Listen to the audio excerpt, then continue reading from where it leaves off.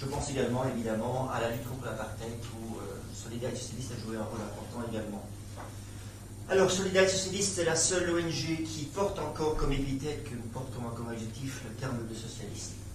Et pas seulement cela, c'est également la seule organisation non gouvernementale, la seule association socialiste encore active en Fédération Wallonie-Bruxelles en termes de solidarité internationale.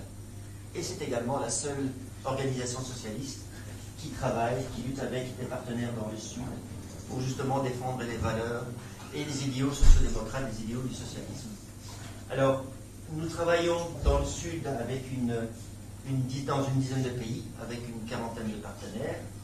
Et ces partenaires, en fait, sont issus de ce qu'on appelle, on le sait bien, la société civile.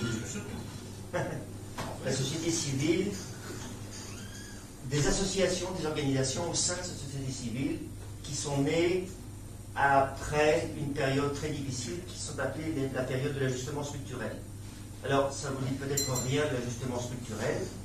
Mais si vous imaginez ce que c'est maintenant que les politiques qui sont imposées dans les pays du Sud, je vous parle ici du Sud de l'Europe, l'Espagne, le Portugal, la Grèce, c'est-à-dire des politiques de rigueur et d'austérité pour relancer la croissance de la compétitivité, pour comment dirais-je, diminuer les déficits publics et diminuer la dette, c'est exactement ce qui a été imposé par le Fonds monétaire international et par la Banque mondiale à la plupart des pays d'Afrique et d'Amérique latine.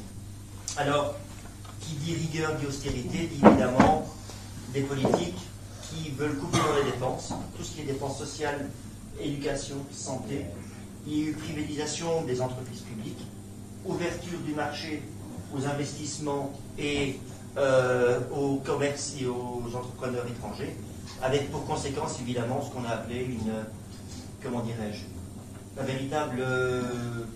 une hécatombe sociale, à savoir que des pays qui étaient déjà à la limite, où la plupart des gens sont à la limite de la pauvreté, vous imaginez ce que des politiques de rigueur, d'austérité, comme celles qui sont appliquées pour l'instant en Grèce, peuvent donner. Et donc il y a eu une hausse très importante de tous les indicateurs de mortalité, infantile, maternelle. Un grand nombre de personnes également ont souffert de la faim. Et donc, c'est au sein donc, de ces pays, au sein d'une société civile, là où l'État n'avait plus les possibilités d'exercer ses devoirs, qu'ont émergé une série d'associations et d'organisations.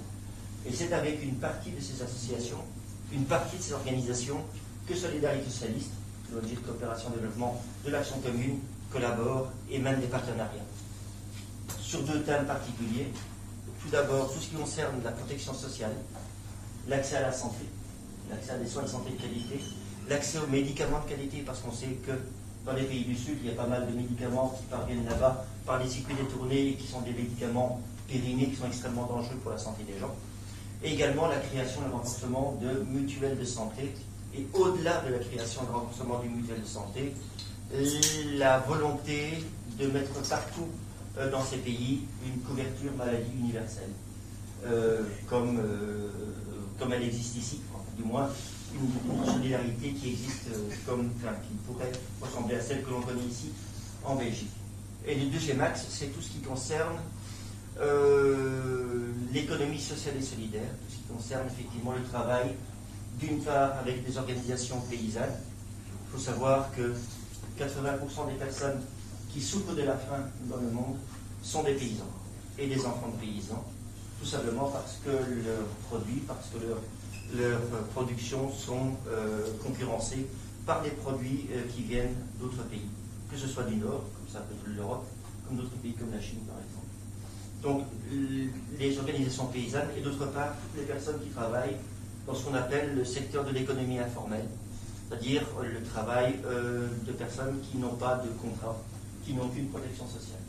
Et donc, à Solidarité Socialiste, ce qu'on essaye de faire, en tout cas, c'est de faire en sorte que, à la fois les populations, à travers des mécanismes collectifs, aient accès à la santé, accès à des soins de santé et accès à une protection sociale, et également que les personnes qui n'ont aucune couverture en termes de protection, en termes de travail, de droit du travail, puissent s'organiser, puissent effectivement défendre leurs droits.